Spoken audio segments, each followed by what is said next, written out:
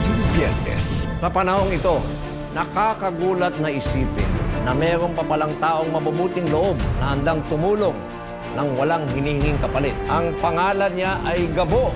Yung mga safra yung magkagagawa nito eh. Wala nang pag-asa tong kasong to. John!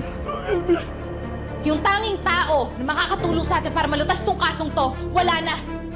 Alam ko may kumikilos sa'yo sa labas. Sa oras na malaman kung may kinalaman yung magulang mo, magsama-sama kayo dyan sa kulungan. Bakit di mo pakulong yung lalaking long hair? Kilala mo yung lalaking yan? ₱1,000,000 sa bawat na matatapos mong misyon.